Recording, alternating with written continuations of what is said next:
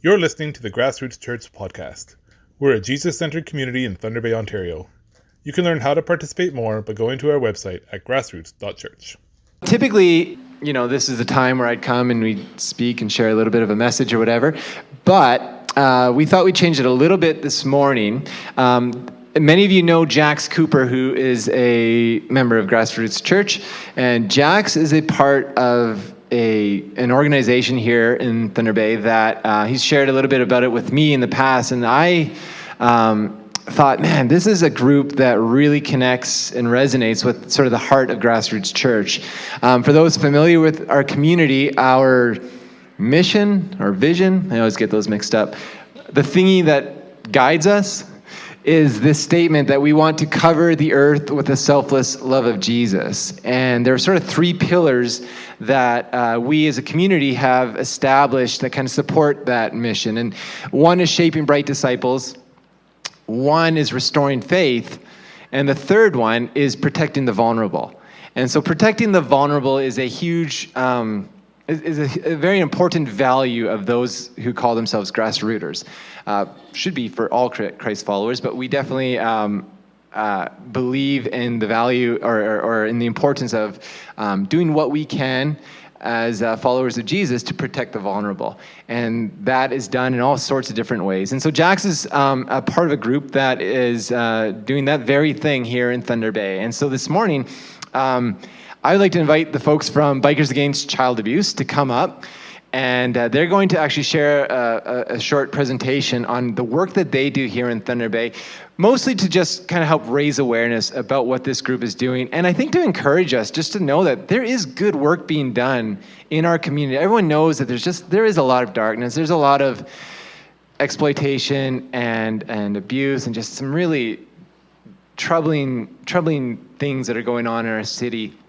And you can get weighed down by that, and that's fair. I think that's a reasonable response. But sometimes it's good for us to hear about what's combating that. What are the efforts going on in our community that are trying to resist that abuse and those dark things? And so this morning we get to hear about one of these stories and one of these initiatives in our community. And so without further ado, well, short round, I'll give you this and let you do your thing. All right. Thank you very much. Good morning, everybody. How's everybody doing? Good. Excellent. So typically when I go out to agencies and give these type of presentations and talk about what we do, what our mission is, and how we help kids, I like to encourage interactivity. So if you guys have questions or anything else like that, please feel free to speak up. We're all friends here. It's all good. So wanted to take a few minutes this morning just to walk through what Bikers Against Child Abuse is, how we work, what we do in the community. And in order to do that, we have to talk a little bit about biker, because that's the first thing in this acronym, biker. Part of the biker community is, there's a whole culture that goes with it. But part of the biker community is something we call road names. Now, typically what I would do is I would hand out place cards to everybody, and you get to pick your friend's road name. It's lots of fun. You should see what happens. But in a format like this, it's probably not going to work very well. So we'll do it a little bit differently. We'll talk a little bit about our own road names. So come on down, guys. And even unless you want to be on the top of the stage, it doesn't matter to me. I'll introduce you to us and talk a little bit about our road names so you guys have an understanding of where it comes from. I'll start with our child liaison, Angel. Angel, you want to talk a little bit about your road name?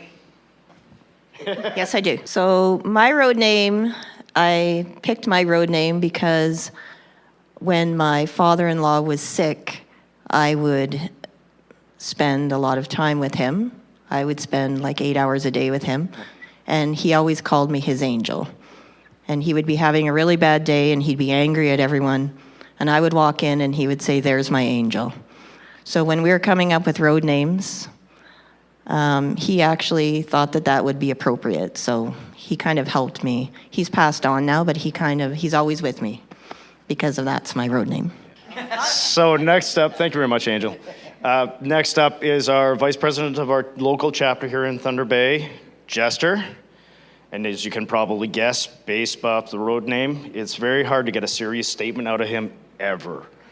This man is very dedicated to what we do, which is fantastic, but he jokes all the time. You can never believe a word that comes out of his mouth. It's kind of fun. It's generally off color. That is true. That's why I'm not handing him the mic.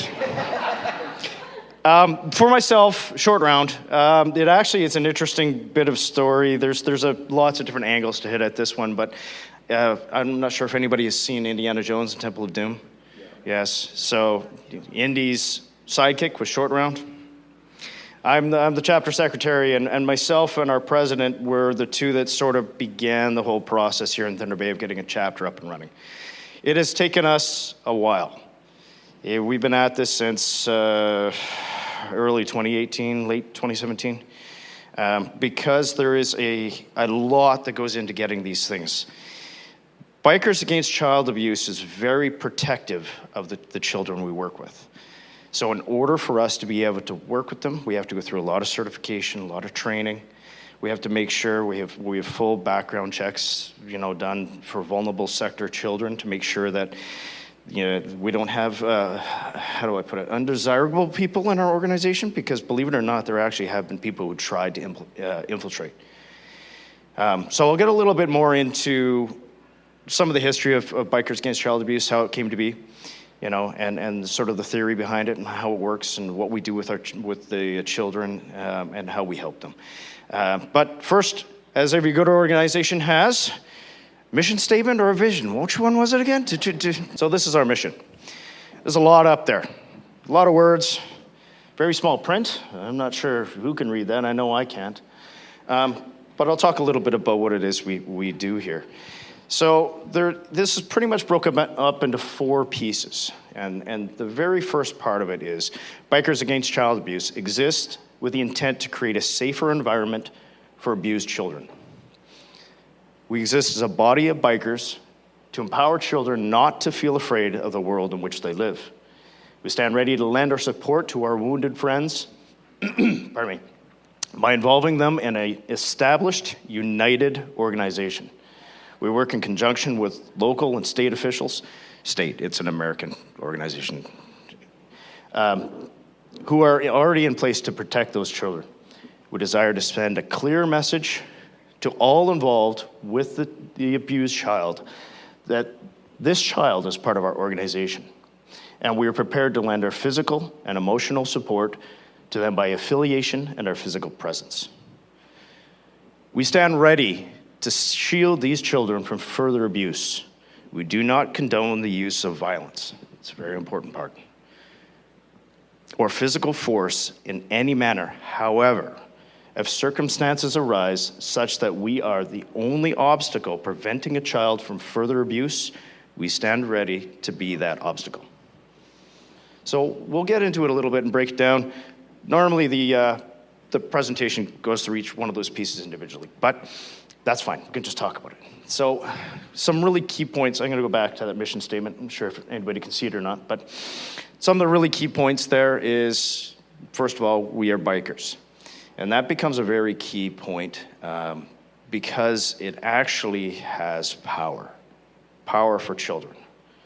It's an interesting thing that you see that we've learned through the years, that being part of a biker organization has a little bit of a mystique to it. It's leather, it's chrome. We make a lot of noise, we're very loud. Yeah, we can actually tell a story later on if we do all right on timing of a fantastic event that happened that I swear I took 10,000 kilometers off the engine life of my bike at that point. But anyway, we'll get into that. The second part about it is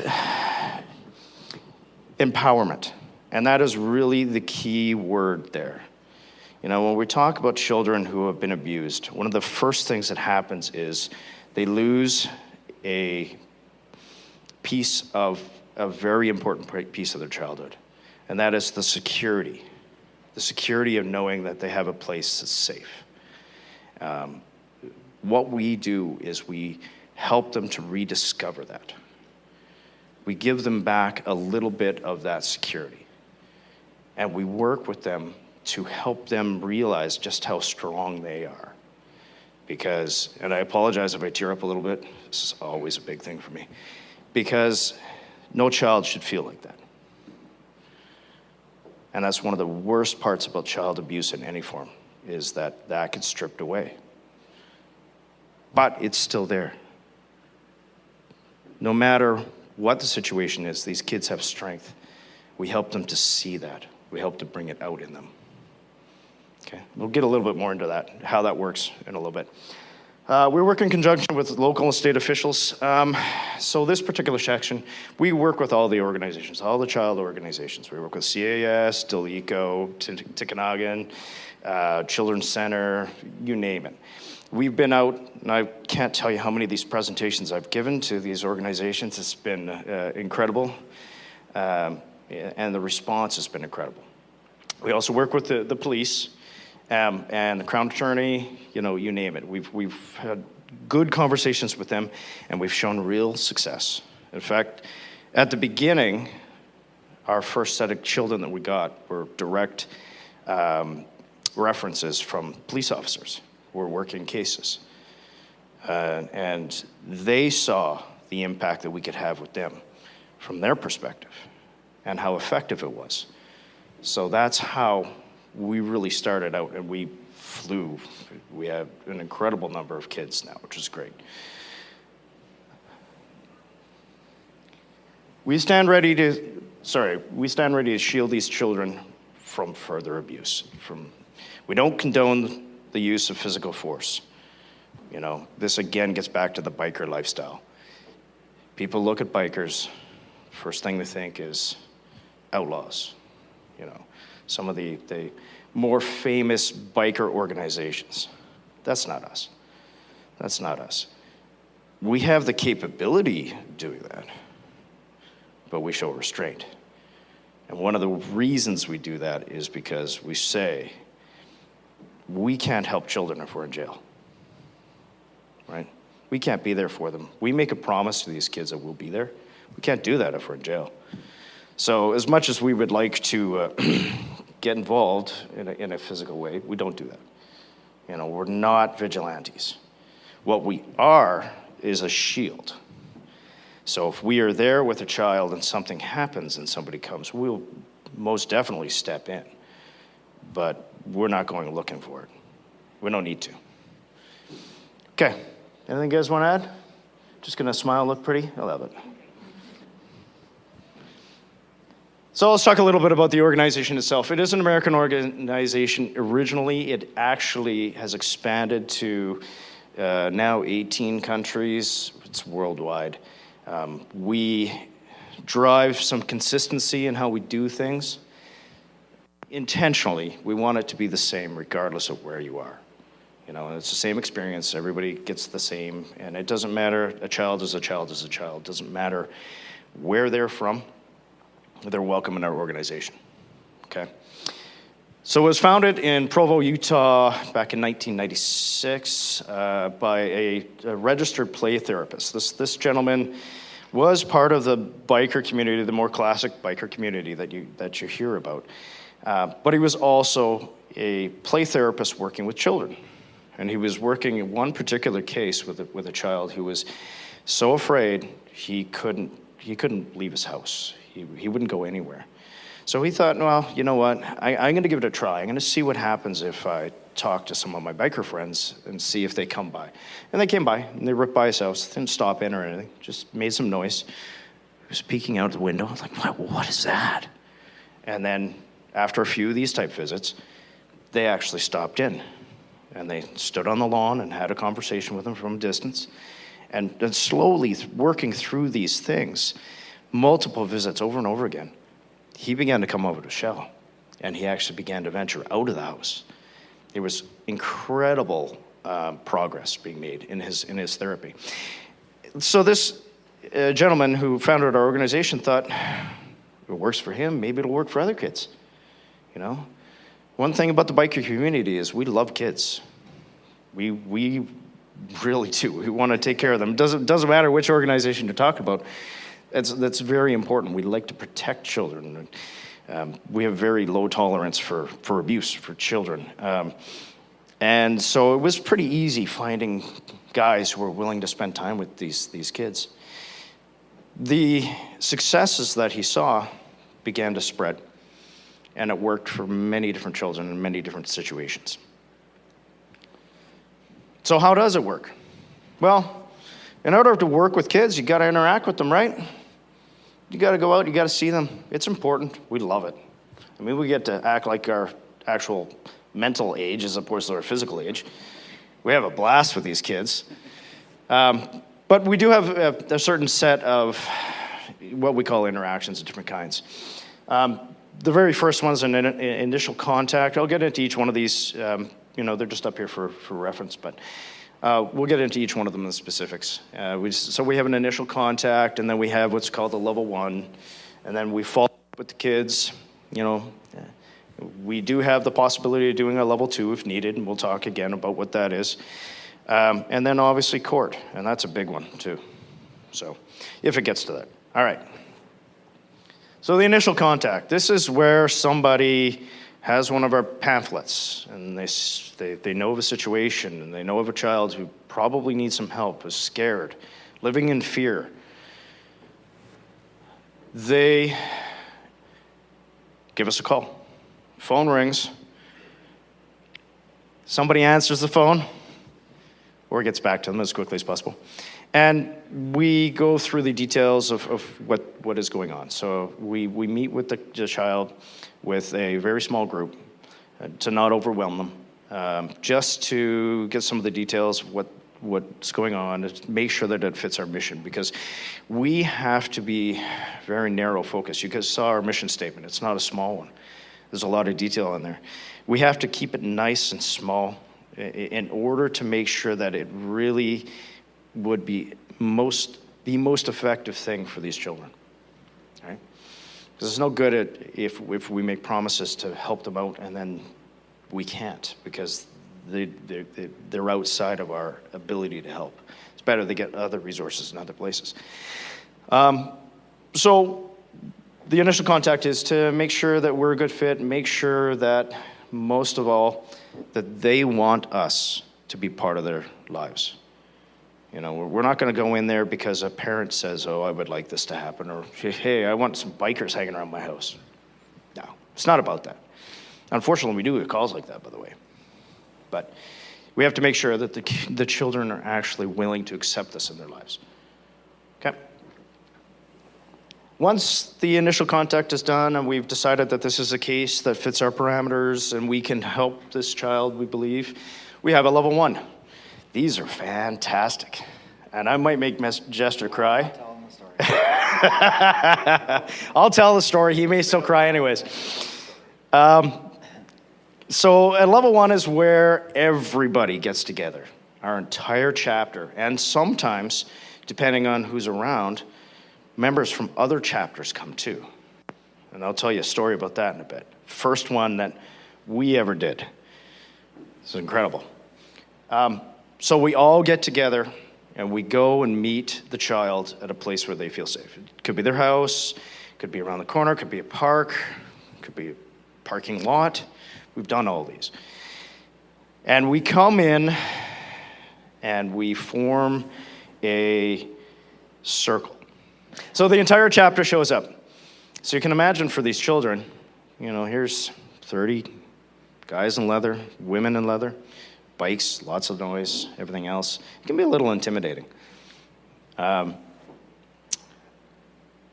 This process helps to show them that we're there for them, and they can see just how big of an organization that they're now becoming part of. This is also where they get introduced to their primaries. So the primaries are, every child has 2 primary members who will work with them. These are the ones that will be there for every follow-up visit. They'll be there somebody can make a phone call if they need something. It doesn't matter. If they just need to talk or if they want us to come visit. They work through these primaries. And we always work in 2s. That's to protect us as well as the children. We've got to make sure that everything is above board. These children have come from enough abuse, we want to make sure that they feel comfortable, and they feel more comfortable when there's a couple of us with them at all times, right? I think this is time to tell a story. I get to tell a story. All right. So this was back in 2021? 2021, about this time of the year. A few of us, we at that point still were not working with children. We hadn't gotten through all of our training and certification. So, but a chapter that exists down in London, Ontario, was having a day of level ones. So we were just easing up on COVID restrictions, so they had a number of children that they hadn't been able to properly bring in, because this really works the best when it's in person. So they had 5 children that day that they were bringing into the organization. And we thought, wow, what an opportunity. So 4 of us got up early Thursday, and actually we didn't leave until like 3 o'clock. 2 o'clock on Thursday. 2 o'clock on Thursday. That's right, we were waiting for you, that's right. Anyway, and got on our bikes and rode down to the London area. All right. All to be able to meet these children, bring them into the organization. So the first one was, a pretty standard one, but your first level one is always incredible to see. All these bikers who come together to go and meet these children. There was lots of dust that day. There was a lot of dust that day. It was warm. It was very, very hot, very hot. And you can imagine we're all standing out there in black leather, out in the full sun. It gets warm sometimes, definitely. It's better than when it's cold. But so we went out to visit this first child. And this young man had not gone to school. What was it? It was 2 years. He hadn't gone to school in 2 years because he was so afraid he brought a gun with him to school. As you can imagine. 12? He was, yeah, we want to say 12, somewhere around there. The age doesn't matter that much. So we all got there, and we form a circle. We bring in the bikes, and he comes out, and we do what's known as the bear ceremony, which is really neat. Every Baka child gets a Baka bear. We give them this so that they have something to hold on to when they're feeling a little afraid and they just need a little boost. But before we can give a child a Baka bear, we have to fill it up, right? So we take the bear individually, hug it, fill it full of encouragement, love, and everything like that. Then we turn to our brothers. Come here. I pass the bear to him, and then he takes it, does the same thing. Little words of encouragement, etc. Lots of excitement, a lot of loud noise. We get the kids really pumped up, and it goes all the way around. And then that's when they meet their primaries. So the first level one was pretty typical for them, but for us it was extremely emotional. We'd never actually been part of it before. It was incredible to see.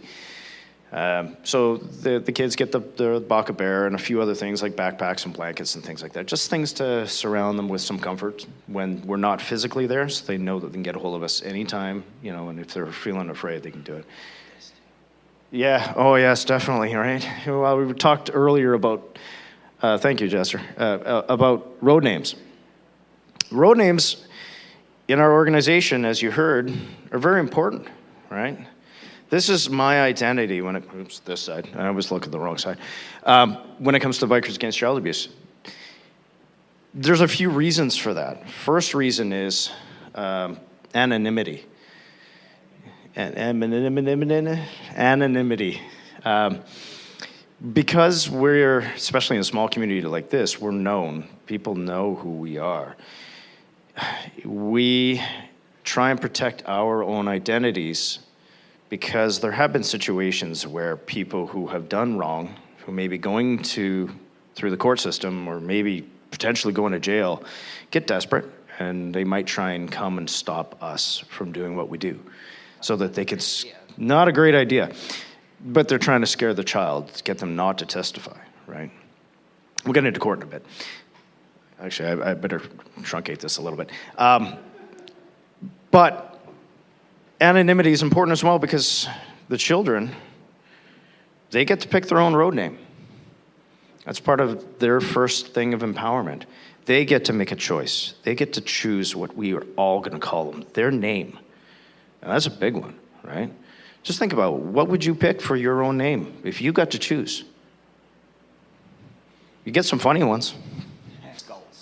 Anonymity is important, right? And the other thing about it as well is there's only one person in our chapter that knows the details of what has happened.